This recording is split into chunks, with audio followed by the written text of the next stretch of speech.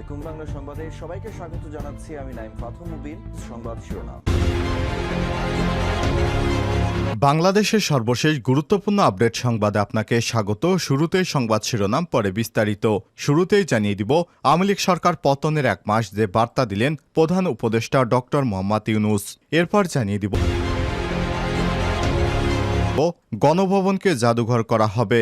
গণভবনকে জুলাই অভ্যুত্থানের স্মৃতি জাদুঘর হিসেবে প্রতিষ্ঠা করা হবে বলে জানিয়েছেন যুব এবং ক্রীড়া উপদেষ্টা আসিফ মাহমুদ। বৃহস্পতিবার 5 সেপ্টেম্বর সন্ধ্যা 7টার দিকে ফরেন সার্ভিস একাডেমিতে ক্যাবিনেট সভা পরবর্তী সংবাদ সম্মেলনে সব কথা জানান তিনি। এদিকে সীমান্তে বিজিবির অভিযানে 67টি ভারতীয় মহিষ জব্দ। Border guard of Bangladesh Sylhet সেক্টরের অধীনে সিলেট ব্যাটালিয়ন 48 বিজিবি কর্তৃক পরিচালিত বিশেষ অভিযানে 67টি ভারতীয় মহিষ আটক করা হয়েছে। আজ গোপন সংবাদের ভিত্তিতে জৈন্তাপুর সীমান্তে চোরাচালান বিরোধী এ বিশেষ অভিযান পরিচালনা করা হয়। এবারে জানাবো, আওয়ামী লীগের বিচার না হওয়া পর্যন্ত দলীয় কার্যক্রম চালাতে পারবে না আওয়ামী লীগ, জানালো উপদেষ্টা পরিষদের সদস্যরা। সাবেক প্রধানমন্ত্রী শেখ হাসিনা সরকারের আওয়ামী লীগ দলটি যে বিচার বহির্ভূত কর্মকাণ্ডগুলো করেছে, বিচার বহির্ভূত হত্যা, গুম খুন এবং বিদেশে টাকা পাচার, এগুলোর বিচার শেষ না হওয়া পর্যন্ত শেখ হাসিনার দল অর্থাৎ আওয়ামী লীগ তাদের রাজনৈতিক কার্যক্রম পরিচালনা করতে পারবে না দেশে। এ বিষয়ে তারা সিদ্ধান্ত নিয়েছে। এবারে জানাবো, রাজধানীর আশুলিয়ায় গুলিবিদ্ধ 46 লাশ পোড়ানো 21 পুলিশের বিরুদ্ধে ট্রাইব্যুনালে অভিযোগ। সাভারের আশুলিয়ায় ছাত্র জনতার আন্দোলনে গুলি করে 46 জনকে হত্যার পর তাদের লাশ পোড়ানোর ঘটনায় সাবেক প্রধানমন্ত্রী হাসিনা এছাড়াও 21 জন পুলিশ সদস্যদের বিরুদ্ধে আন্তর্জাতিক অপরাধ ট্রাইব্যুনালে তদন্ত সংস্থায় অভিযোগ দায়ের করা হয়েছে। আজ সুপ্রিম কোর্টের আইনজীবী আব্দুস সাত্তার পালোয়ান গণহত্যা এবং মানবতা বিরোধী অপরাধে এ অভিযোগ দায়ের করেন। এই অভিযোগে 21 জন পুলিশ কর্মকর্তা ফেঁসে গেল। এবং সর্বশেষ জানিয়ে দিব, বিদায় 2 নির্বাচন কমিশনারের গাড়িতে জুতা নিক্ষেপ। সদ্য পদত্যাগের ঘোষণা দেয়া নির্বাচন কমিশন বেগম রাশিদা সুলতানা ও আনিসুর রহমানের গাড়িতে জুতা নিক্ষেপ করেছে বিক্ষুব্ধ জনতা। বৃহস্পতিবার 5 সেপ্টেম্বর নির্বাচন কমিশনের ভবন থেকে বের হওয়ার সময় তাদের এই জুতা নিক্ষেপ করা হয়। এর আগে দুপুর 12টায় সাংবাদিকদের সঙ্গে সৌজন্য সাক্ষাৎ শেষে এক অনুষ্ঠানে পদত্যাগের ঘোষণা দেন প্রধান নির্বাচন কমিশনার সিসি কাজী হাবিবুল আওয়াল এবং তার সঙ্গে নির্বাচন কমিশনার মোহাম্মদ আহসান হাবিব খান, মোহাম্মদ আলমগীর হোসেন। তবে ইসি ভবনে থাকলেও সংবাদ সম্মেলনে বেগম রাশিদা সুলতান ও আনিসুর রহমান উপস্থিত ছিলেন না। পদত্যাগ করে সবার আগেই ইসি ভবন ছেড়ে বের হয়ে যান কাজী হাবিবুল আওয়াল। একই সঙ্গে বের হয়ে যান মোহাম্মদ আহসান হাবিব খান ও আলমগীর। সর্বশেষ বের হন রাশিদা সুলতানা ও আনিসুর রহমান। তাদের লক্ষ্য করে বিক্ষুব্ধ জনতা জুতা নিক্ষেপ করে। প্রিয় দর্শক, এই নির্বাচন কমিশনারের অধীনে শেখ হাসিনা অবৈধভাবে নির্বাচন করতে সাহস পেয়েছিল। এ কারণে বিক্ষুব্ধ জনতা তাদের উপর এই জুতা নিক্ষেপ করে হয়তো প্রতিশোধ নিল। এতক্ষণ শুনছিলেন সংবাদ শিরোনাম, এবারে বিস্তারিত। তবে তার আগে বন্ধুরা অনুরোধ থাকবে, সংবাদটিতে একটি লাইক দিন। এই চ্যানেলে আপনি নতুন হয়ে থাকলে আমাদের সংবাদটি দেখতে দেখতে চ্যানেলটি সাবস্ক্রাইব করে রাখুন। কমেন্ট করে আপনার মূল্যবান মতামত জানিয়ে দিন বন্ধুরা, আপনি বিশ্বের কোন দেশ থেকে বা বাংলাদেশের কোন স্থান থেকে আমাদের সংবাদটি দেখছেন এবং শুনছেন। এবারে বিস্তারিত। আওয়ামী লীগ সরকার পতনের 1 মাস যে বার্তা দিলেন প্রধান উপদেষ্টা। আজ 5 সেপ্টেম্বর গত আগস্টের এই দিনে ছাত্র জনতার প্রবল আন্দোলনের মুখে পতন হয় শেখ হাসিনার নেতৃত্বাধীন আওয়ামী লীগ সরকারের। সেই অভ্যুত্থানের 1 মাস পূর্তিতে বার্তা দিয়েছে অন্তর্বর্তীকালীন সরকারের প্রধান উপদেষ্টা ডক্টর মোহাম্মদ ইউনূস। এ সময় তিনি বলেছেন, আমাদের তরুণ বিপ্লবীরা দেশের মানুষের মনে নতুন বাংলাদেশ গড়ার যে স্বপ্ন জাগিয়ে দিয়েছেন তা পূরণে আমি প্রতিজ্ঞাবদ্ধ। শহীদের আত্মত্যাগে উদ্বুদ্ধ হয়ে আমরা ইতিহাসের গতিপথ পরিবর্তন করতে চাই, এক নতুন যুগের সূচনা করতে চাই।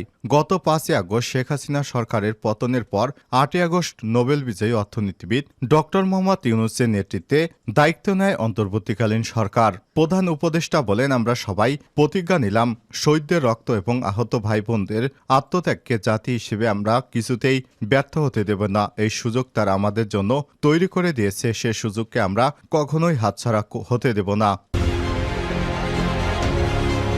গণভবনকে জাদুঘর করা হবে। গণভবনকে জুলাই অভ্যুত্থানের স্মৃতি জাদুঘর হিসেবে প্রতিষ্ঠা করা হবে বলে জানিয়েছেন যুব এবং ক্রীড়া উপদেষ্টা আসিফ মাহমুদ। বৃহস্পতিবার 5ই সেপ্টেম্বর সন্ধ্যা 7টার দিকে ফরেন সার্ভিস একাডেমিতে ক্যাবিনেট সভা পরবর্তী সংবাদ সম্মেলনে সব কথা জানান তিনি। আসিফ বলেন, গণভবনকে জুলাই গণঅভ্যুত্থানের স্মৃতি জাদুঘর হিসেবে প্রতিষ্ঠা করতে হবে, আর সেখানে জনগণের জন্য উন্মুক্ত থাকবে। সম্পূর্ণ বিচার নিশ্চিত না হওয়া পর্যন্ত ফ্যাসিবাদের পুনর্বাসনের কোনো সুযোগ নেই। উল্লেখ করে তিনি বলেন, যে দল বা জোট বাংলাদেশে ফ্যাসিবাদের কায়েম করেছিল তারা আর ফিরতে পারবে কিনা তা জনগণের কাছেই ছেড়ে দেওয়া হয়েছে। দলের বিচার হবে নাকি ব্যক্তির বিচার হবে এ বিষয়ে আইন বিভাগ এবং বিচার বিভাগের সহায়তা নেওয়া হবে বলেও জানান উপদেষ্টা আসিফ। পাকিস্তানের বিরুদ্ধে বাংলাদেশের বিজয় ক্যাবিনেটের পক্ষ থেকে অভিনন্দন প্রস্তাব গৃহীত হয়েছে জানিয়ে তিনি বলেন, ছাত্র জনতার অভ্যুত্থানে শহীদদের তালিকা করা হচ্ছে। প্রধান উপদেষ্টা অধ্যাপক ডক্টর মোহাম্মদ ইউনুস শহীদ পরিবারের সদস্যদের সঙ্গে নিয়ে সম্মেলন করবেন, আর হতাহতদের লং টার্ম চিকিৎসার ব্যবস্থা সরকার নেবে। বন্যা দুর্গত এলাকা নিয়ে আসিফ মাহমুদ বলেন, বন্যায় ক্ষতিগ্রস্তদের জন্য ত্রাণ কার্যক্রম অব্যাহত রয়েছে। প্রতিটি পরিবারকে পুনর্বাসনের জন্য শীঘ্রই কার্যক্রম শুরু করা হবে। শিল্প কারখানার উত্তেজনার বিষয়ে উপদেষ্টা বলেন, বিষয়টি নিয়ে ক্যাবিনেটে আলোচনা হয়েছে। শ্রমিকদের সমস্যা নিয়ে আলোচনার জন্য রিভিউ কমিটি করা হয়েছে। মালিক এবং শ্রমিকদের পক্ষ থেকে এই কমিটি করা হয়েছে। উল্লেখ্য, ছাত্র জনতার আন্দোলনের মুখে 5ই আগস্ট দেশ ছেড়ে শেখ হাসিনা সরকার ভারতে পালিয়ে যায়। সীমান্তে বিজিবির অভিযানে ভারতীয় 67টি মহিষ আটক। বর্ডার গার্ড বাংলাদেশ সিলেট সেক্টরের অধীনে সিলেট ব্যাটালিয়ন 48 বিজিবি কর্তৃপক্ষ পরিচালিত বিশেষ অভিযানে 67টি ভারতীয় মহিষ আটক করা হয়েছে। গোপন সংবাদের ভিত্তিতে আজ ভোর 4টার দিকে জেলার জৈন্তাপুর সীমান্তে চোরাচালান বিরোধী এই বিশেষ অভিযান পরিচালনা করা হয়। বিজিবি সূত্র থেকে জানা গেছে, অভিযানিক টহল টিম সিলেটের জৈন্তাপুর উপজেলার বিরাইমারা ব্রিজ নামক সীমান্ত এলাকা হতে 67টি ভারতীয় বড় আকারের মহিষ আটক করে, যার আনুমানিক মূল্য 1,34,00,000 টাকা। বাংলাদেশের অভ্যন্তরে প্রবেশের পর বিজিবি টহল টিমের খবর পেয়ে চোরা কারবারিরা মহিষ ফেলে ছত্রভঙ্গ হয়ে পালিয়ে যায়। ফলে বিশেষ অভিযানে কাউকে আটক করা যায়নি। সিলেট ব্যাটালিয়ন 48 বিজিবির অধিনায়ক লেফটেন্যান্ট কর্নেল মোহাম্মদ হাফিজুর রহমান বলেন, বর্তমান গণপ্রজাতন্ত্রী বাংলাদেশের অন্তর্বর্তীকালীন সরকারের নির্দেশনা অনুযায়ী সীমান্তে নিরাপত্তা রক্ষা, চোরাচালান প্রতিরোধ কল্পে বিজিবির অভিযানিক কার্যক্রম ও গোয়েন্দা তৎপরতা অব্যাহত রয়েছে। আটককৃত ভারতীয় চোরাচালানের 67টি বড় আকারের মহিষগুলো পরবর্তী আইনগত কার্যক্রম প্রক্রিয়াধীন। মহিষগুলো 48 বিজিবির তামাবিল এবং বাউপির জিম্মায় রাখা হয়েছে। স্থানীয় কাস্টমস প্রতিনিধির উপস্থিতিতে নিলাম কার্যক্রম সম্পন্ন করা হবে। বিচারের আগে দলীয় কার্যক্রম চালাতে পারবে না আওয়ামী লীগ, উপদেষ্টা পরিষদের সিদ্ধান্ত।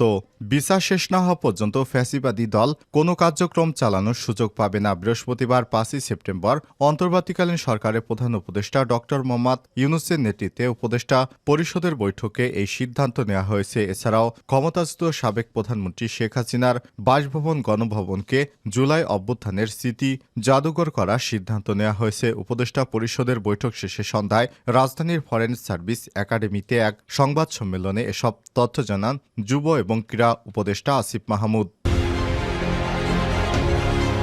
আশুলিয়ায় গুলিবিদ্ধ 46 লাশ পোড়ানো 21 পুলিশ এর বিরুদ্ধে ট্রাইব্যুনালে অভিযোগ। সাভারের আশুলিয়ায় ছাত্র জনতার আন্দোলনে গুলি করে 46 জনকে হত্যার পর লাশ পোড়ানোর ঘটনায় সাবেক প্রধানমন্ত্রী শেখ হাসিনা ছাড়াও 21 পুলিশ সদস্যদের বিরুদ্ধে আন্তর্জাতিক অপরাধ ট্রাইব্যুনালে তদন্ত সংস্থায় অভিযোগ দায়ের করা হয়েছে। বৃহস্পতিবার 5ই সেপ্টেম্বর সুপ্রিম কোর্টের আইনজীবী আব্দুস সাত্তার পালন গণহত্যা এবং মানবতা বিরোধী অপরাধে এ অভিযোগ দায়ের করেছেন। ছাত্র জনতার আন্দোলনে গত 5ই আগস্ট আশুলিয়ায় নিহত মেনারাত ইউনিভার্সিটি ত্রিপলির শিক্ষার্থী আপনাব আবির আশরাফুল্লাহর বোন সাইদা আক্তারের পক্ষে অভিযোগটি দায়ের করেন আইনজীবী আব্দুস সাত্তার পালোয়ান। এর আগে আন্তর্জাতিক অপরাধ ট্রাইব্যুনালে তদন্ত সংস্থা শেখ হাসিনা সহ বিভিন্ন জনের বিরুদ্ধে ঢাকায় 60টি ও চট্টগ্রামে একটি গণহত্যার অভিযোগ দায়ের করা হয়েছে। বর্তমানে এসব তদন্ত চলছে। বৃহস্পতিবার দায়ের করা গণহত্যার অভিযোগ সহ এ নিয়ে শেখ হাসিনার বিরুদ্ধে ট্রাইব্যুনালে 9টি অভিযোগ দায়ের করা হলো।